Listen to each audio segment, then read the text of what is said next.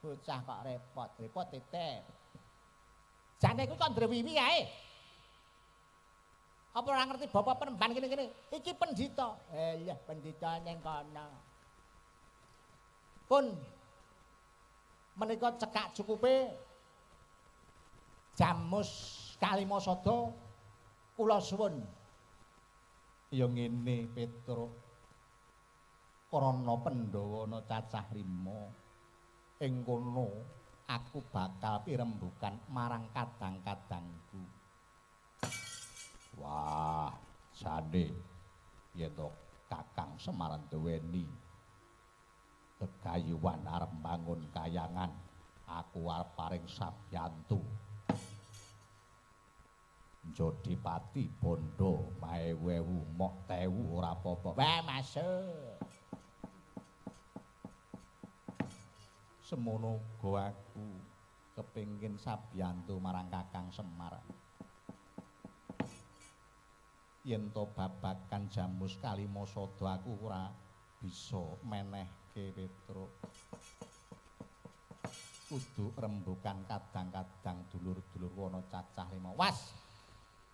Yen to kados mekaten Ndara, niki mengke krewikan dadi grojokan. Nglandang carang Caka Pucuk. Kowe bisa nggawa wujute ya kuwi Jamus Kalimasada yen to bisa ngelangkai bangkene Begawandra. Wah, dadi tenan iki.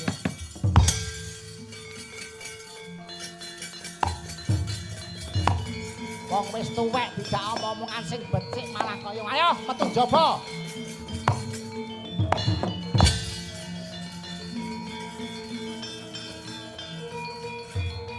Minggat ora. Iya. Durna musuh.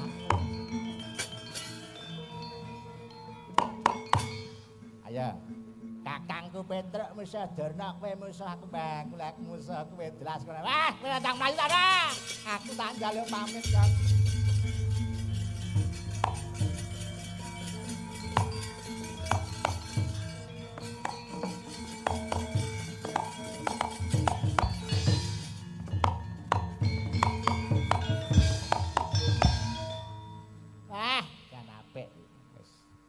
Ketok wis jam 11.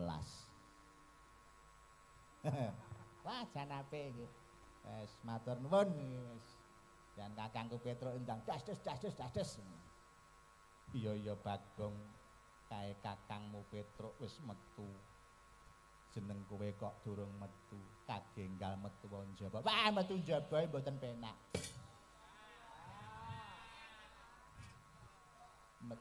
Metu njaba wis ora dadi. Jenenge metu kuwi lak ya neng jaba. Wah niku lek liyane nek kula metu nggih mboten teng jaba. Bagong, aja celometan tak gecek ndasmu iki pasewakan. Wah mboten, Ndara, mboten. Tetembungan sing apik. Nggih, aturaken samudra pangasami anggen kula bilih.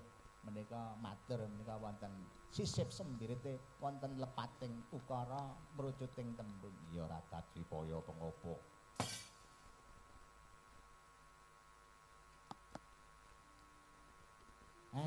Kan. Ayo kaki ndang metu wae. Lah niki kula medal niku terus hitunge pripun? Hitunge piye? Nggih mosok saktik mboten sangune ngoten lho. Sangu apa Bagong? Mosok cewu-cewu ngono ra nduwe. Bendara kok nggawa dhuwit. Pait. Engko nek wis teko Karang Kadempel nak sangoni. Wah. Nggih.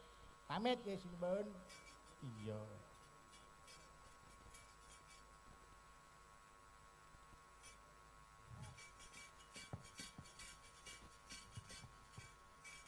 Wah, jamitas wis. Iki sapa iki? Kula pun tumenggung. Gawa dhuwit. Inggih. Enek pira? Menika wonten 50. Enek tak gawani. Mengke diwangsulke napa mboten njaluk Janaka. Kok bega Bagong bocah kaya ngono. Om. Dewe. Kowe ora ndang metu tak gecek ndas. Wah, aku lho tak medal nggih. Mas, pamit kula Ndara. Ndara kula gedhe. Iya sing ati-ati Bagong.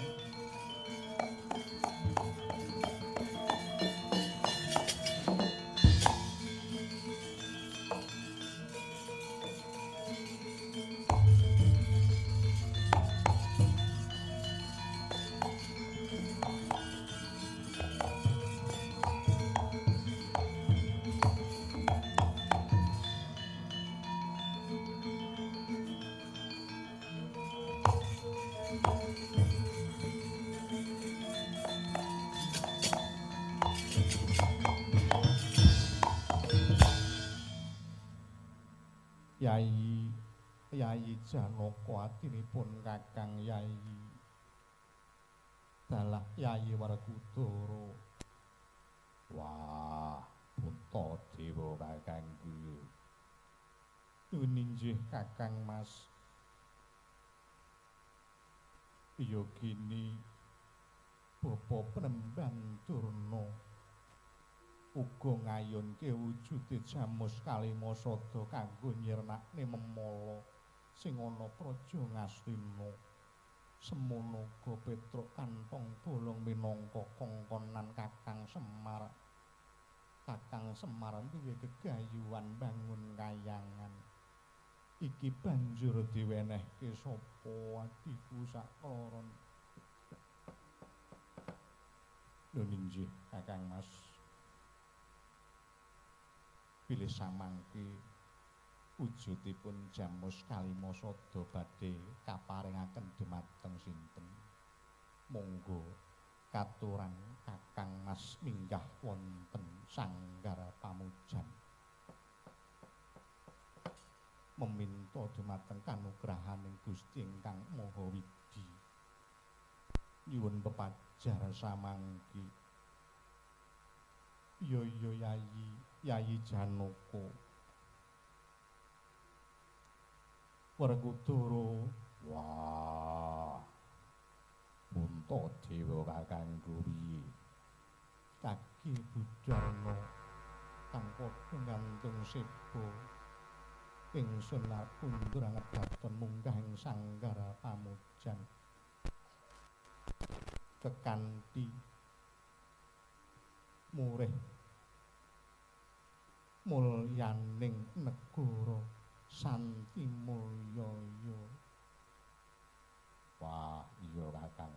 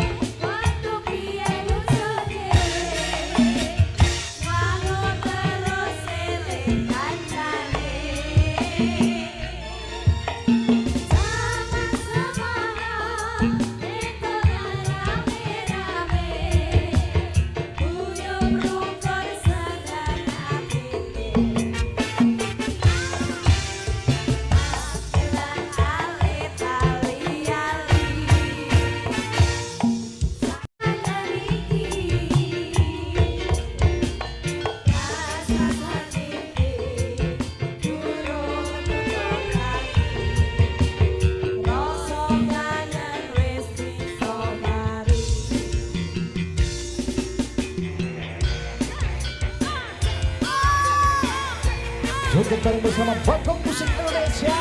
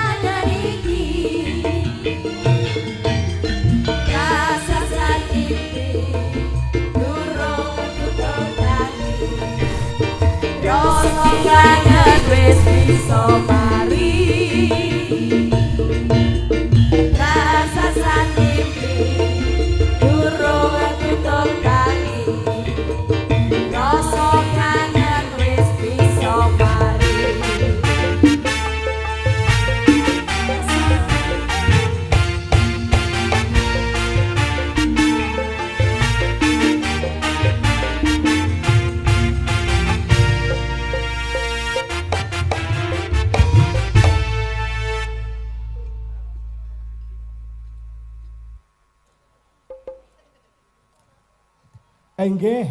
Wah. Ngaturake gunging panuwun tanpa pindhan. Heeh. Iku pripun iki pripun? Sing ngarep ngadeg sing mburi lungguh. Wuk walik.